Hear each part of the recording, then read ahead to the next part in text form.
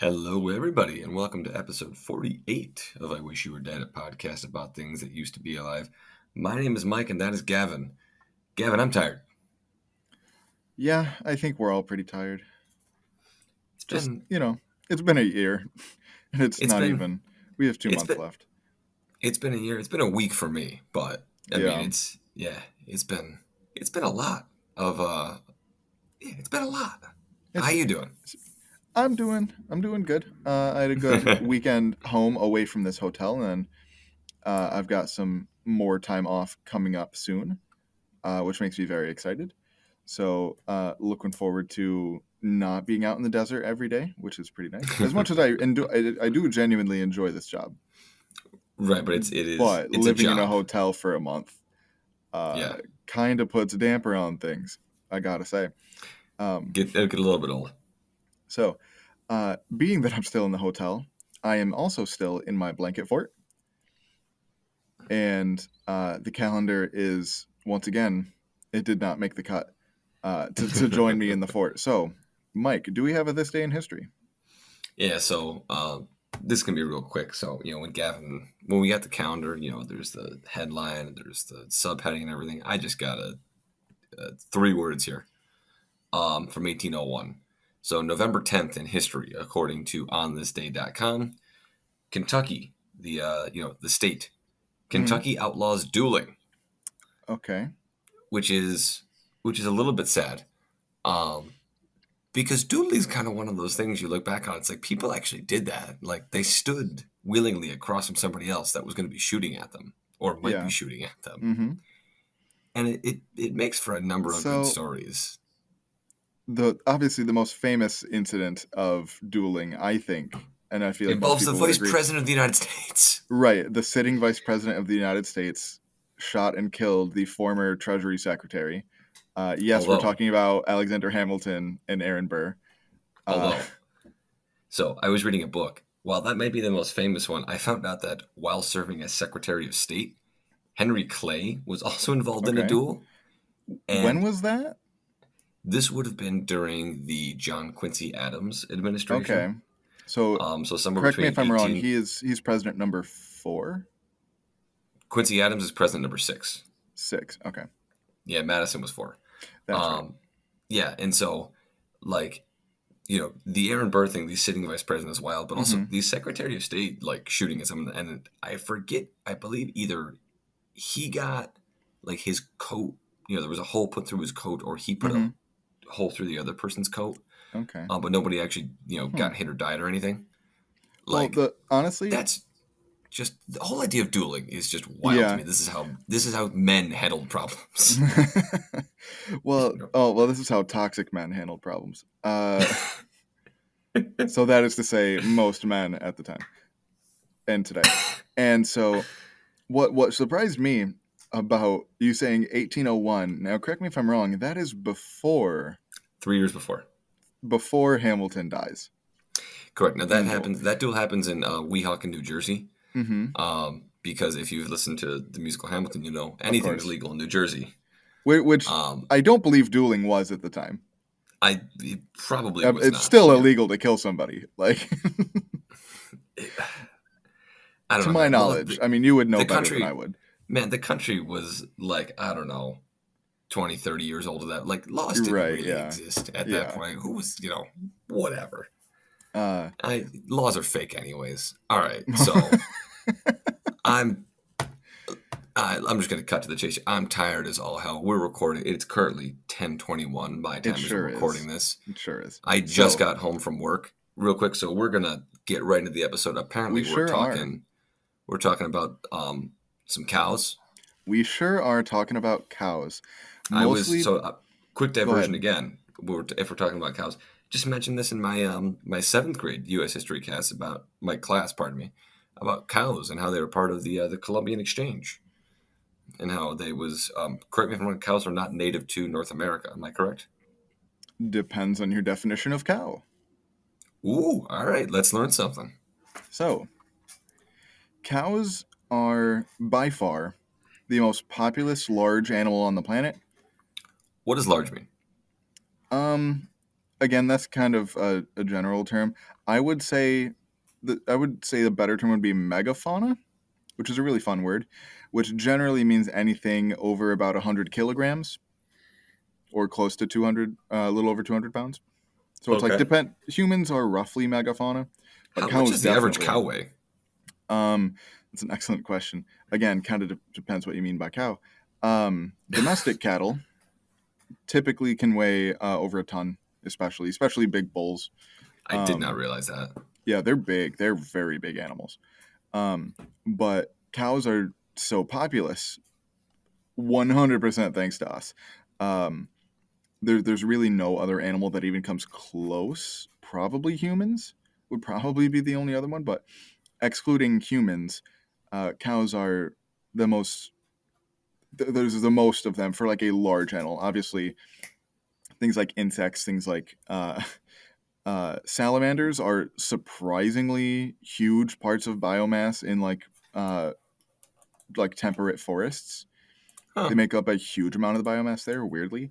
Okay. Um, but nothing really comes close to cows, and that's entirely our fault. So thanks, humans.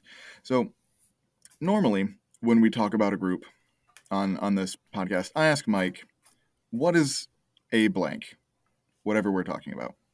I'm not gonna do Right. that this episode because it's a cow. Ooh. Okay. Everybody should know what a cow is. But we're gonna break And yet, down. could I define one?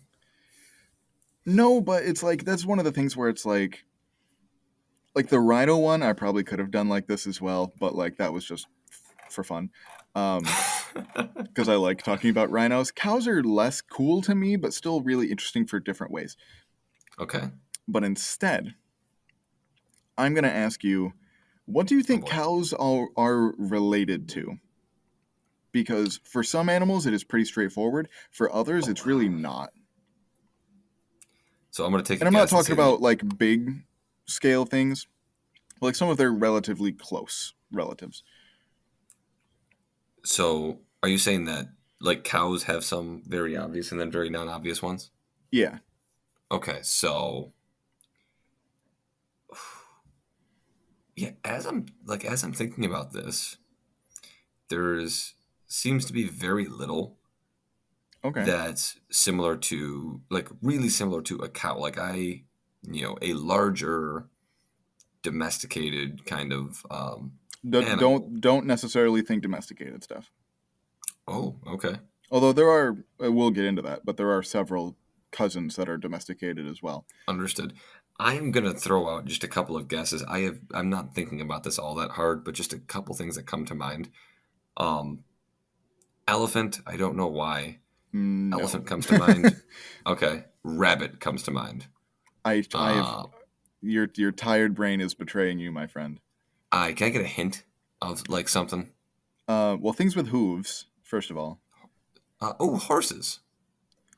closer than the other two, but still not that close. Horses, mules, No, ponies, those are donkeys, all horses. unicorns, That's sort of a horse. Okay, so I'll stop rhino. judging here. Nope, those are closer to horses. You're on the wrong branch of things with hooves. All right, help me out with who's here because I'm out. So the first one for me that comes to mind is things like bison and other Oh, kinds okay. of like buffalo. Yeah, I don't know why they didn't come to mind, but yeah, that's a much better comparison than anything I said. However, as we will talk about, there are many close relatives because the family that cows are in is absolutely massive. But we'll get into that. Okay. And so I'm going to be comparing this episode a little bit to our episode 2 episodes ago, episode 46 about rhinos, just because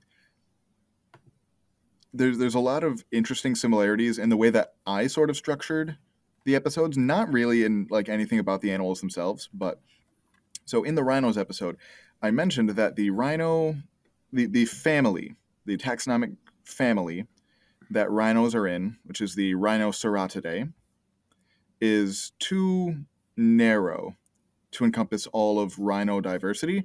So we talked about, I think, the superfamily Rhinoceratoidea, which encompassed the rhino family and some other closely related families.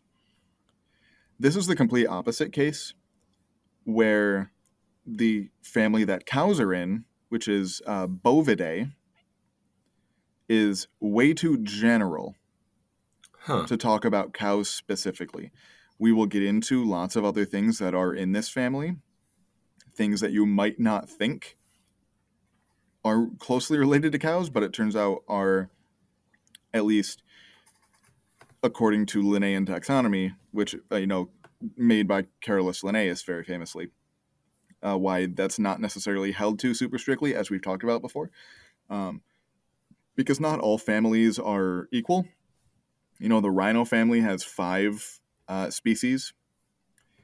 This family has 143 living species and many subgroups. Oh boy. So, 143. um, yeah, so we are going to be breaking down a little bit about their taxonomy in a little bit and where they fall relative to a lot of other animals. But first, I want to get something out of the way early since I brought up rhinos. Cows are very famous for their horns. And that is something that is also very famous across the entire family Bovidae. All bovids, with I think the exception of 2 species, have horns. But what does that mean? Because their horns are very different than rhino horns, despite both of them being called horns. So we're going to break down all kinds of different horn things across mammals specifically today. So from sort of most different to we're going to start at the most different and then work our way toward what cows have. So the first are rhinos.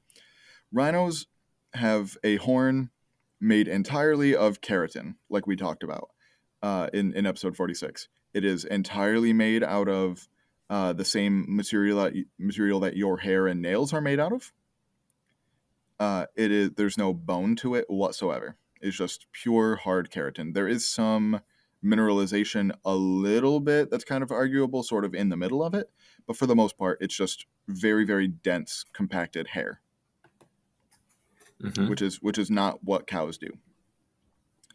So the next closest thing would be what giraffes and some of their cousins do. So giraffes are artiodactyls as well. So for the rest of this, everything else we're going to talk about is artiodactyls. So things with an even number of hooves.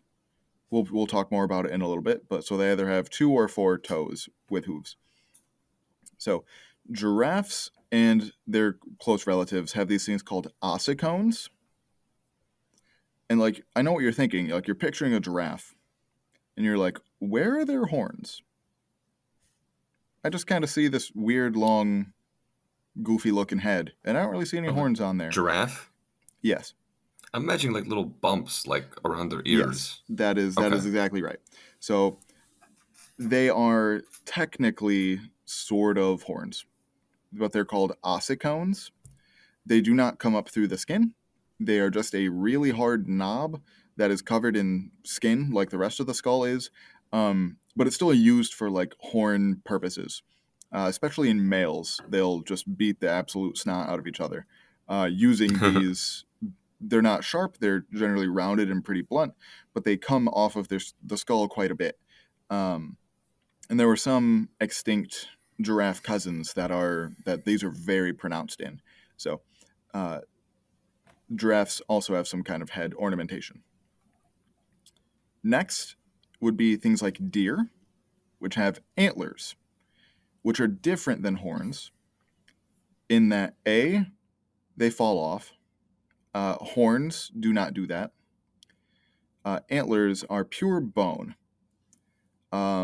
And if you want a little bit of nightmare fuel for yourself, look up a picture of a deer or like a moose, because moose are technically deer as well, of them shedding their velvet. So when deer regrow their antlers, it's covered in a skin-like tissue Ooh. called velvet. Huh. Because it's very fuzzy, but because the antlers have to grow so quickly and so large because they regrow them every year, and especially like big moose antlers, That's a lot of bone to regrow every year. So that tissue, the velvet, is very vascularized. It's got a lot of blood in it. So they will rub their Yes, it does. antlers. They'll rub their antlers on trees to get the velvet off when it's ready for like mating season, and it will just look like their antlers are covered in bloody skin because It they looks like they are. just use their antlers to like Gore kill another something to death. moose. Yeah, Yeah, right. it is horrifying. So, like I said, I don't know if horrifying is the right word, but it's definitely creepy. it can be like I've never seen it in person, moose so are very terrifying to begin with, that's fair. but yeah. So Man, that's antlers are just bone. They're a weird kind of bone, but they're just bone.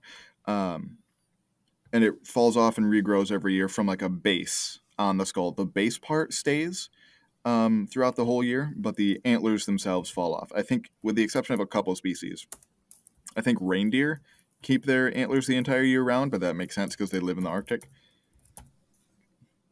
So antlers are not horns proper. The closest thing to what cows and other bovids do are, and in my notes, this literally just says WTF antilocaprins do. So antilocaprins, or members of the family Antilocapridae, there's a single living species left, and that would be the pronghorn antelope here in North America, which isn't really an antelope, but we'll talk about that. I just call it the pronghorn, or to be fun, speed goats. speed And goats. yeah, so pronghorn are North American animals, although they have a very long fossil history. But there's only one species left today. They do kind of a hybrid between antlers and cows and cow horns. So they have a bone part in the middle that is surrounded by a sheath of keratin, that same material that makes up rhino horns. So it's bone with keratin wrapped around it. The keratin Hmm. part falls off every year, and they regrow that, but the bone part stays. Weird. Um, Hmm. Right. so that is sort of a hybrid between antlers and cows and friends, because cows, they have a bone part in the middle and then a keratin part on the outside that is there all the time. They grow it once, and they constantly repair it like you do your nails or your hair, because it's keratin and it's relatively easy for your body to make. But cow Hmm. horns do not shed. They don't fall off, they don't regrow, they're just there. Which is why if you cut off, a lot of like ranchers will sort of saw off the horns of their cattle and they won't grow back. Uh, So when you say they're there, are they there from birth? Do they grow like in cow adolescence? Like when do these horns come about? for the most part, they show up in early adolescence. Uh, in domestic cattle, for the most part, like some cows do have it, but it's mostly the males, the bulls, that have them.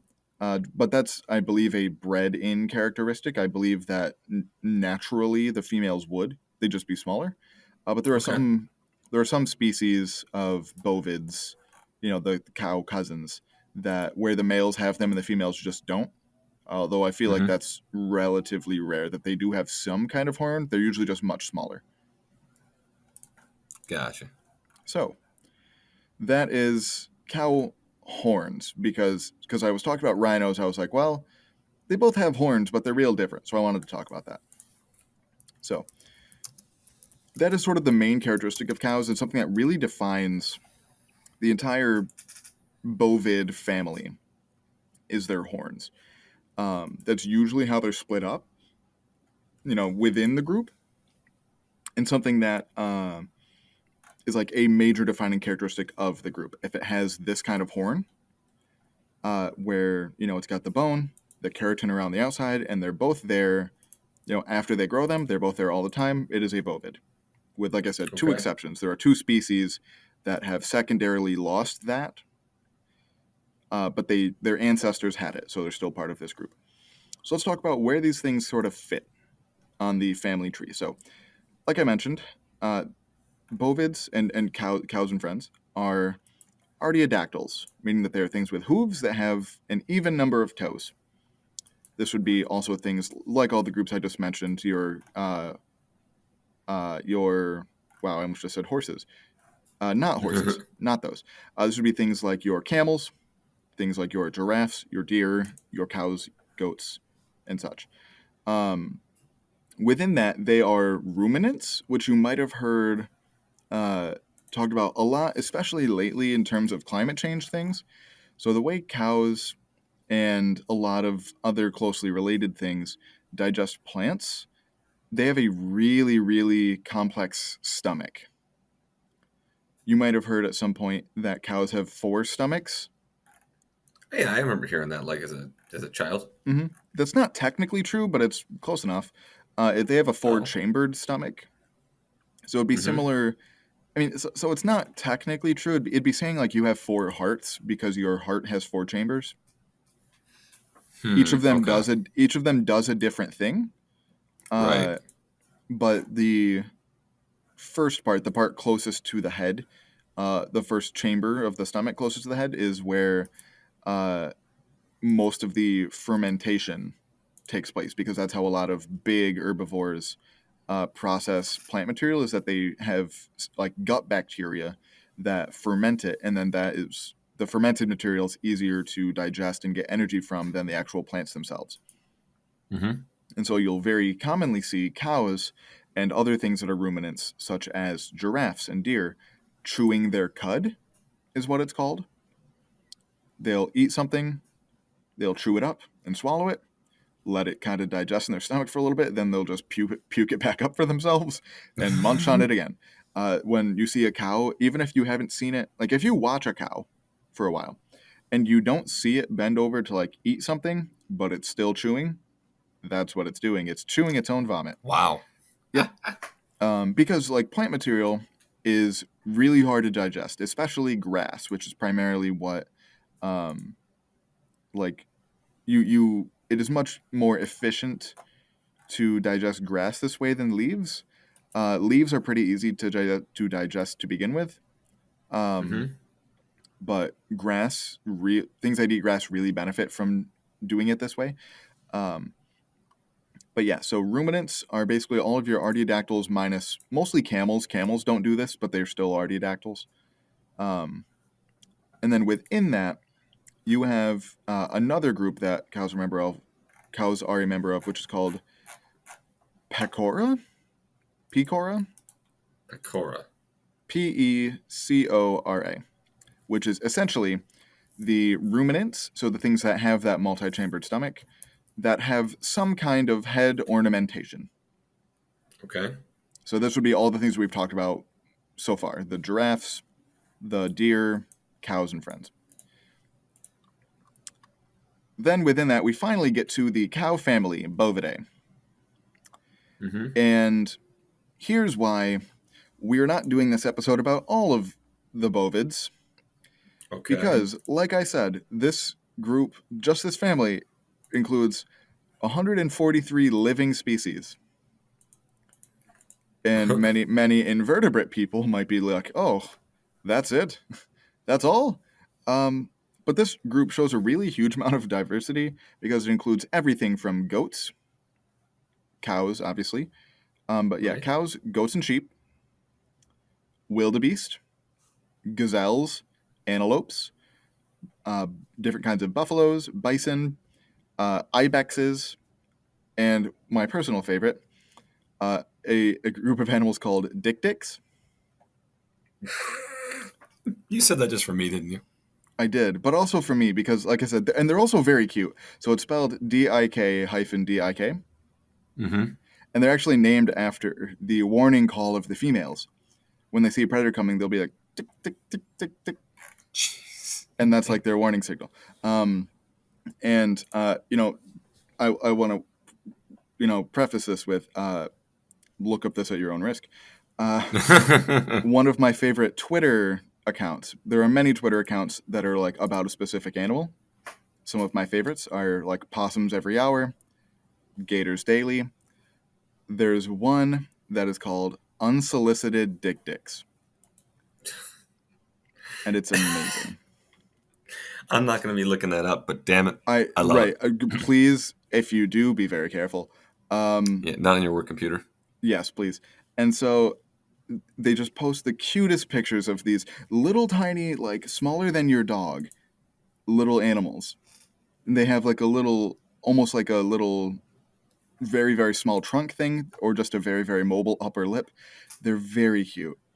Uh, so Mm-hmm. you don't get to not learn about them today. Uh, um, but yeah, this is a really diverse group of animals. So when I was asking you what cows are related to, this is kind of what I was getting at, because they're related. They're in the same family as everything from like goats and sheep, even though they're not even close. Like I would not see them and be like, oh yeah, totally. Things like bison and different kinds of buffalo, that makes more sense. But this is a very, very diverse family, especially when you get into all the different types of like gazelles and antelope. Right. Because, like I said, bovids are any kind of hooved animal with those kinds of horns. So whether it's like on the side, sort of like cows have it, or going toward, angling toward the back, like many goats and sheep and antelopes have, that they are bovids. And Mm-hmm. so to talk about cows specifically, you have to get to the subfamily Bovinae. So if you've heard cows referred to as bovines, Right. that's what this is referring to. But that Huh. also includes a group of things that kind of look like antelopes, but are called kudus. They mostly live in Africa. They are larger antelope, but have these gigantic horns. Um, they're very, very thin and very long that point backward, and they are each like very tightly corkscrewed and curled, not like a ram's horns where it curls like around, where it like twists as it goes up from the head, like a drill bit almost. Like a drill. Wow. Okay. Yeah, and they're very long, and they sort of use them to fence one another, which is really cool.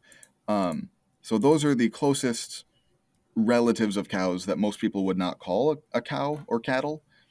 Mm-hmm. So to actually talk about cattle more properly, you would need to get to the tribe Bovini. So that is what we're going to be talking Bovine. about today. The That's going to bovine. be. So we have gotten to the main topic. Yes, we have. Was this a Um, family? Was this like where in the hierarchy does this fall? so this is a tribe, Okay.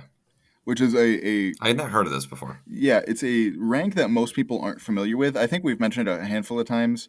I know that I Okay. talked about it on the horse episode, just Okay. because there's two main tribes of horses that are Mm-hmm. relevant. Only one is around today, but the other one that's not around today was very important for my thesis, so I know that I made sure to talk about them. Um, so the bovini are what most people would call, in general, wild cattle, and so uh, this would be things like your bison, like your what we domesticated cows from, Mm-hmm. as well as things like your water buffalo, your actual buffalo, instead of the people who call bison buffalo because they are not the same. Um, so we're going to be talking about the evolution of the bovini, but I'm going to be honest, it's a pretty short history, so we're going to go back a little further. Oh, really? Okay. Yeah, well, you'll see why. Because for most groups, like when I talk about with the rhinos, that started off around like 55 or so million years ago. If I just started with the bovini, it would be much much shorter, and this would be a much shorter episode. Okay. So the two main groups of ungulates, which, like I said, we have the artiodactyls with an even number of toes, and then we have your perissodactyls, which sometimes have an even number of toes, but they bear their weight on an odd number of toes. So the perissodactyls are your horses, tapirs, and rhinos, and your artiodactyls are everything else with hooves and whales. And so uh, those two big groups diverged pretty early after the end Cretaceous mass extinction.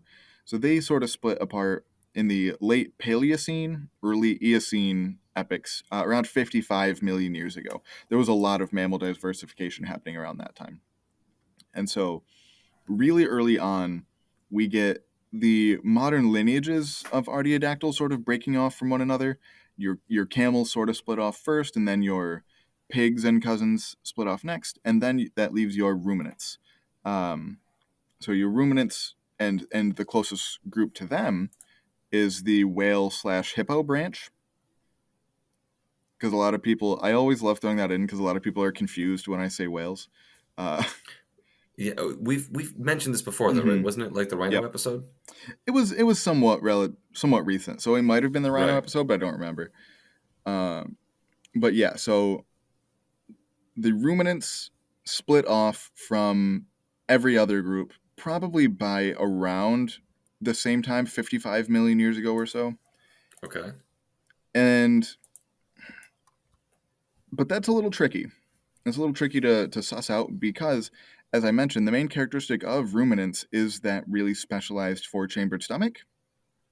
And as we've talked about before, making the definition of a group based off of soft parts is not always that helpful because stomachs don't tend to fossilize very well. Mm.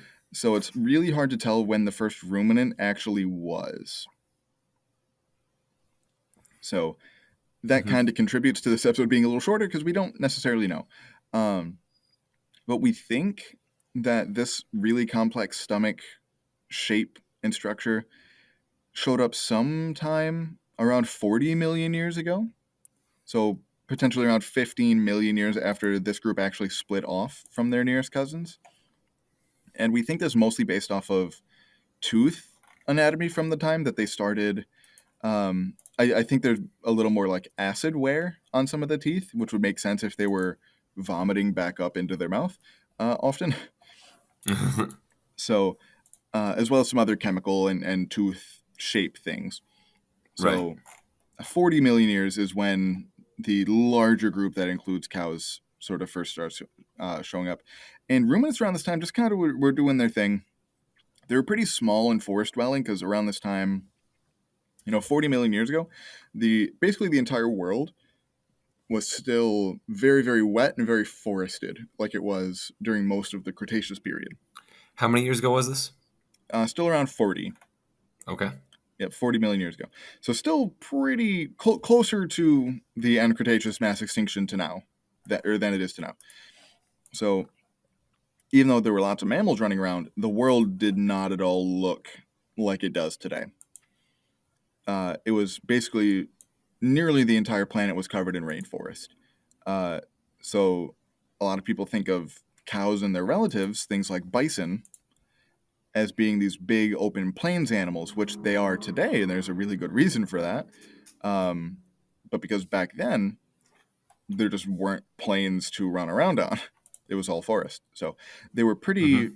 small animals that mostly ate like leaves and things, but there's also some signs that they were potentially omnivorous as well, which is Huh. interesting. Yeah.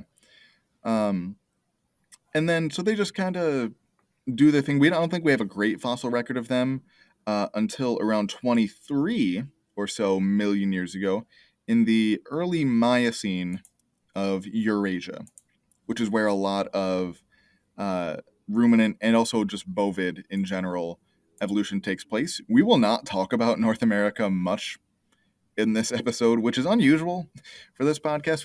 I try to branch out a little bit, but North American paleontology is just kind of what I know best. Mm-hmm. So, It's definitely a American centric podcast, just based on the yeah, nature of your expertise. yeah, for sure. But we will not talk about North America much at all this episode because this group is very new to North America. Mm-hmm. So, um, around this time, like in North America, like we have talked about, Eurasia was really cooling and drying out throughout the Oligocene and the early Miocene, which is when we first see the first pecorins, which are the things with different head ornamentation, your deer, your giraffes and friends, and very importantly, your cows and friends. And here's where things get a little tricky. How tricky? So everything that I've seen says that. So sometimes when a group is named, it later is revealed, okay, well, some of the things in this group shouldn't be in this group, or some of things outside this group should be in this group, and sometimes the group just gets invalidated. You know, This happens sometimes when you're naming things with science, especially, I imagine this happened a lot more when we were first putting things into these categories a few hundred years ago. yeah, absolutely. And so all of the things that I saw still suggested that Pecora is still a supported group, and that all the members in it are more closely related to one another than they are to members of other groups, which is good. That's what we like. Mm-hmm. But we don't really have a good understanding of which groups within that are most closely related to each other within that. So it's like we know that they're all related, but we don't know which ones are more related to others. Okay. So I saw lots of differing opinions. This was one where I'm like, I want to get this right, just because, Mm-hmm. frankly, this episode was going to be pretty short. Uh, But it's hard to know, yeah, in this so situation. I saw lots of differing opinions, but for the most part, what kept sort of popping up was that giraffes and uh, antilocaprids, the pronghorn family, are sisters, meaning that they are most closely related to each other than they are to anything else. Mm-hmm. And then there's another group made out of cervids, your deer, bovids, and a weird group called the mosquids, or they're usually called musk deer, even though they're not deer. Um, so of these three, deer, cows and friends, and musk deer, with the cows and the musk deer being sisters, and then the deer the next closest related thing. So uh, that's sort of how the internal of this group looks, but it's very strange, and we don't really know when each one branched off of the others. So take that with a big old grain of salt. But Right. all of that was happening in the early 20s million years ago. So 23 to 20 or so million years ago was this big explosion of lots of things with hooves and also big horns and things on their noggins as well. Mm-hmm. But the first true bovids first show up around 20 million years ago in various parts of Africa and Eurasia. And they were pretty much what you see for a lot of the smaller gazelles, such as like Thompson's gazelle, which is probably the gazelle that you're thinking of when you think of a gazelle, the one that's usually being chased by cheetahs. Um, that's usually a Thompson's gazelle. That's almost always what they show, just because they're very populous. There's a lot of them. Um, Mm-hmm. and so And they they're show up. cute. They're very cute. They show up around 20 million years ago. So if I had just started when the first bovid showed up, we'd be starting at 20 million years ago, which is not long ago at all in the grand scheme of things.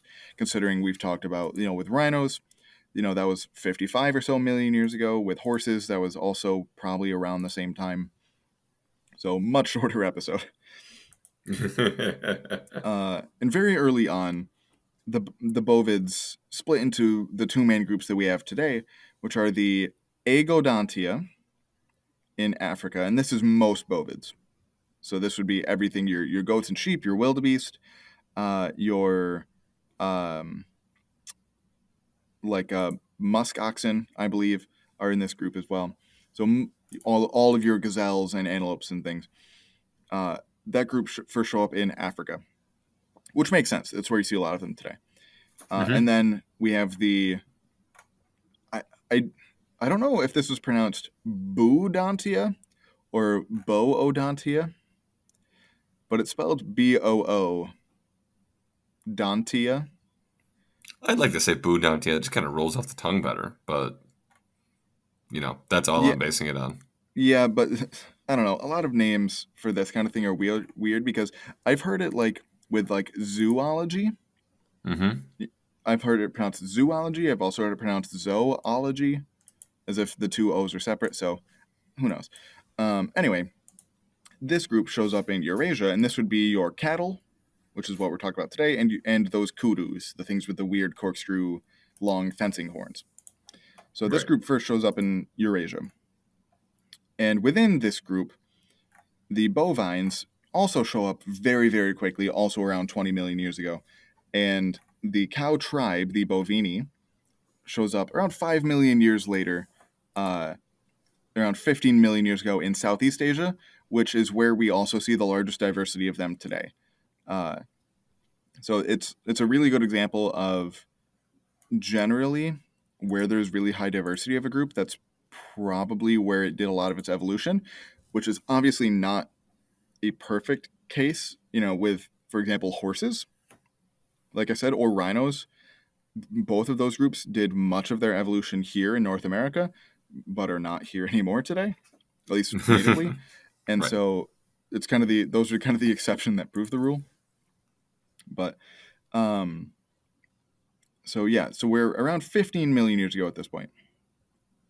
And then around 13 million years ago, they made a big migration to Africa, which is really important because there's some of the biggest bovids and some of the most prominent ones are in Africa today. This would be things like your African Cape buffalo, your water buffalo. Those are in Africa and are major players in their ecosystems.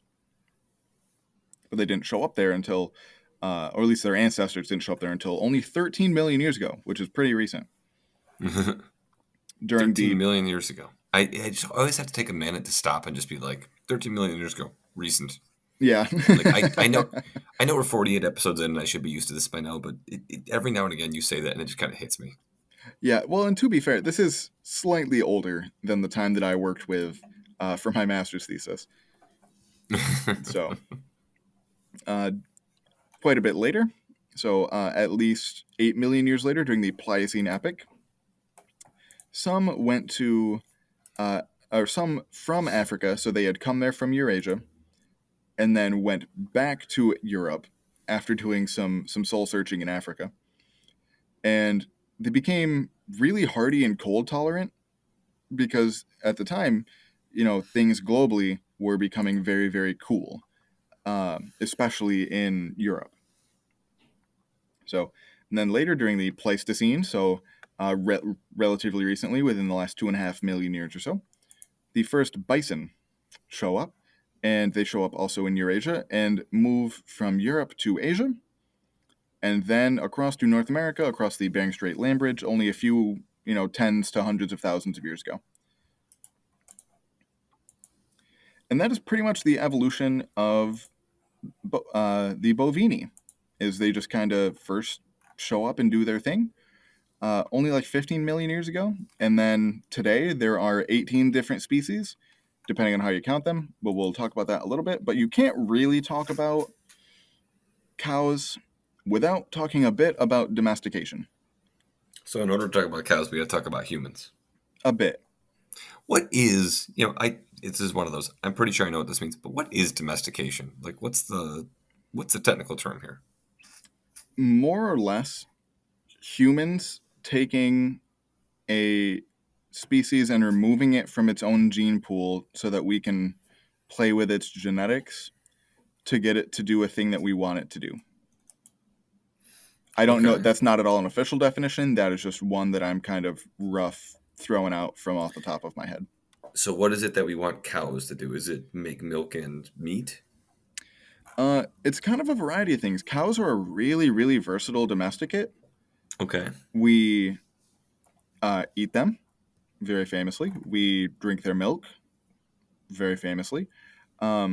We use their skin for a lot of things. That's what, most leather comes from cows. Right. In lots of other places, and especially historically, they are used for work animals.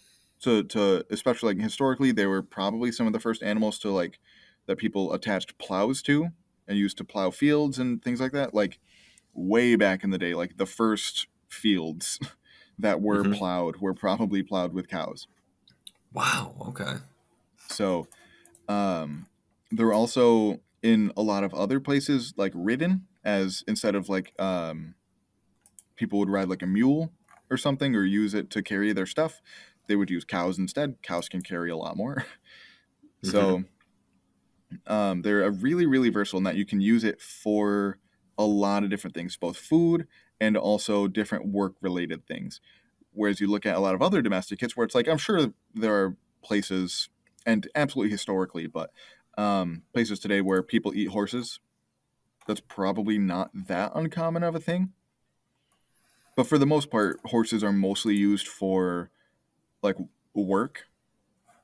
I would say What work as opposed to like what travel? work as opposed to food. Oh, yeah, people aren't eating horses. Yeah, okay. In some places of In the world, general, I'm sure that they are. Um, yes. and like I said, historically, like we have very good evidence that people hunted and ate horses. That's probably originally what they were domesticated for. Mm-hmm. Um, but horses are generally much more narrow in their use, as are things like dogs, where it's like, again, we don't eat dogs for the most part. Again, certain cultures probably do, and there's nothing really wrong with that. It's just this weird thing that Mm-hmm. Americans don't seem to like. Uh, but typically, dogs are mostly used for companionship and also sometimes maybe hunting. Historically, definitely hunting. Uh, but there's only a handful of like actual uses for a dog, whereas cows have a very, very diverse amount of things that you can use them for. Mm-hmm. And so cows are a really interesting domesticate because some of the first things that I think of when I think of domesticated animals are obviously dogs. Dogs were the first animals that humans domesticated by quite a bit. Really? Yeah, by a Huh. lot. Where did that take place? I never knew that. Yeah, so, well, dogs, we will have a dogs episode in the future at some point, for sure. Mm-hmm. Uh, but I believe that happened somewhere. It's kind of debated. I've seen different things that said like in like Siberia versus somewhere other places in, more towards Central Europe. Okay. But um, dogs, yeah, the first domesticates that come to mind for like common animals would be things like your dogs, cats, and horses. Just Okay. because uh, dogs and cats, obviously, most of us have one of them in our house, and then horses are just very culturally significant. But Mm-hmm. cows, at least for those three, there are other domesticates where this isn't the case, but all of those three, I'm fairly certain were only domesticated once and then were spread from that single event. So it's Hmm. not like people in Africa and also people in Europe were domesticating them around the same time. It was mostly they were domesticated once, and then as those people spread, they spread the animals with them. That's not the case for cows. Cows, I'm not sure which I would have thought is more common. Like that's one of those I would mm, love. I almost wish you asked me beforehand what I think because I just okay. don't know. Yeah, I mean, I don't know either. I didn't really look up all that much because I know cows were domesticated at least twice Mm-hmm. from the same species, but in two different places. They were domesticated once in Eastern Europe, Western Asia, somewhere in that area, and then also once in India. Both were somewhere around 8 to 10,000 years ago, and they were both domesticated from a species of oryx, not to be confused with the oryx. I was So, I was gonna ask. so the one that they are not related to, which is in the goat area of the bovids, is very long curly horns and is spelled Oryx.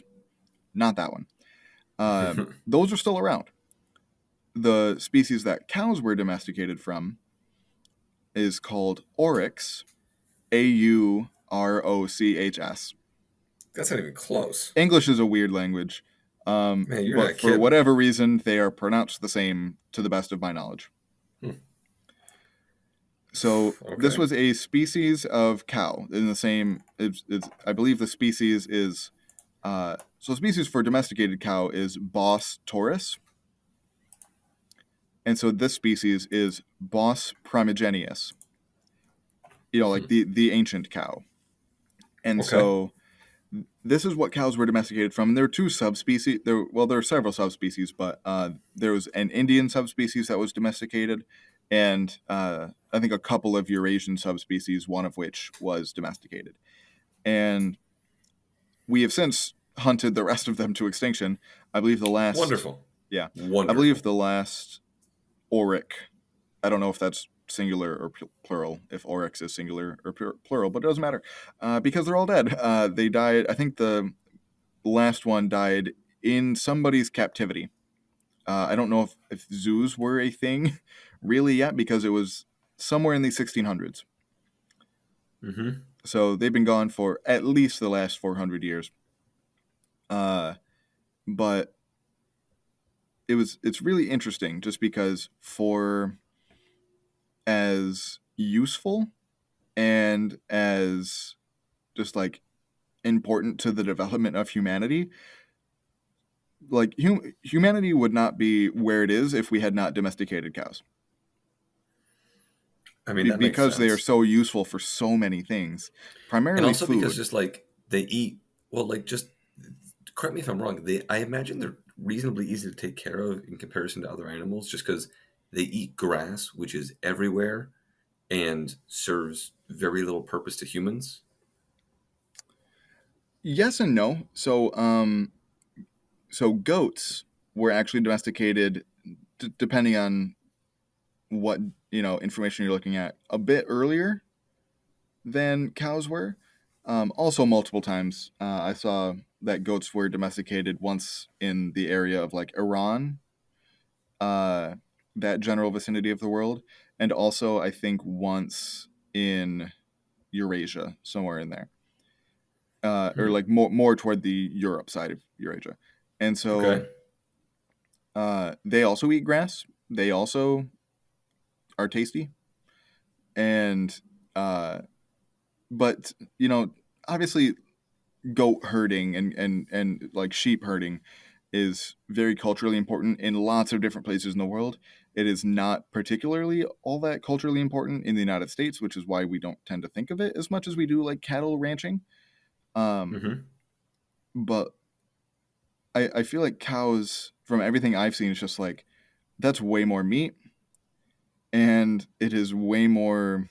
You can't really use a goat to plow your field. You can use your goat to trim your lawn for sure, Right. but it can't really help you plant the crops. Hmm. So to be used for transportation and farming and food and milk and clothes and many different cultures use cow horns for tools and things. And so, and granted, you could use goat horns for that as well. But uh, yeah, it's humanity would not be where it is if we had not domesticated cows. Nowadays, it's kind of biting us in the butt because cows are a major contributor to climate change. So Are they really? Like, is that true? that's absolutely true. Wow. That's just sad. Because of that stomach, because of the Hmm. way that they ferment that food, they belch up a lot of methane. So Hmm. fermentation can't really happen in the presence of oxygen, as anybody who uh, has ever tried to make their own beer. I know a lot of people try to get into that during COVID. So, but yeah, fermentation can't happen because when there's oxygen around, and the bacteria or other microorganisms that are used in the fermentation process uh, produce methane as they're breaking down the plant material. Which methane is just incredibly bad for climate change, at least. Yes, yep. So there's been some really promising stuff on it actually, relatively recently. Oh. There's this really interesting. One podcast that I love listening to every week is called Science Friday. It is Hmm. I think it was originally funded by NPR, and now it is sort of just like NPR uses it to fill 2 hours on a Friday. Um, Independent contractors. yeah, more or less. And so it is a story that I've kind of been following, or that I guess I've been following through them, that they have been following. Is there's this company, I believe, that's based out of either Hawaii or Australia. I was a little confused. Uh, Hmm. but but basically, there's this type of seaweed that if you just put like just a little bit of it, like less than like 10% of the food that you feed your cattle, if like 10 or so percent of it is the seaweed, which the cows don't seem to notice, um, Hmm. it reduces the methane by like half, at least, which is really huge. Um, so some really promising developments on that front, but we're getting a little off topic here. Which is what we um, do. yeah. So, but yeah, cows are really interesting because unlike cats or dogs or horses, we also domesticated a lot of their cousins. You know, Huh. goats and sheep. Right. You know, Yeah. are domesticated animals. Yaks are in the are all you know goats and sheep are not in the bovini. They're on the complete other side of the bovid family, but yaks are bovinines. Yeah, I believe that's the plural of bovini, but they're in the same group, Okay. small group as cows, and we domesticated them as well. We, as in humans, I don't think I've ever seen a yak in person, but they're a really really important to cultures of like the Himalayas and that general area. So we've domesticated a lot of them, and for a lot of the same reasons, like you said, they're granted they're relatively dangerous, as anybody who's ever been near a cow can probably attest to, you're a little bit afraid the entire time, and or sometimes very much afraid, a Yeah. lot. Well, Um, but yeah, because they can be pretty dangerous animals, even the domesticated ones. And so, uh, yeah, this is cows. it's really, for me, again, it's one of those things. If you asked me at the beginning, like, are cows one thing, I probably would have said no, but I've just never thought about it. I just thought like cows. And yet, of course, there's a million different, offshoots. And, I am quite ashamed of myself at the beginning for the, did I say elephants and rabbits when I You could have sure went with, did. right, I could have went with bison and goats and sheep. Like, there was a lot of other material there for me. It's all Eh, right, buddy. You're a tired, underpaid teacher. I Man, it's understand. been a week. I had to settle an argument today that involved tiers and whether we were going to use a tripod or a monopod. Like, it's been something.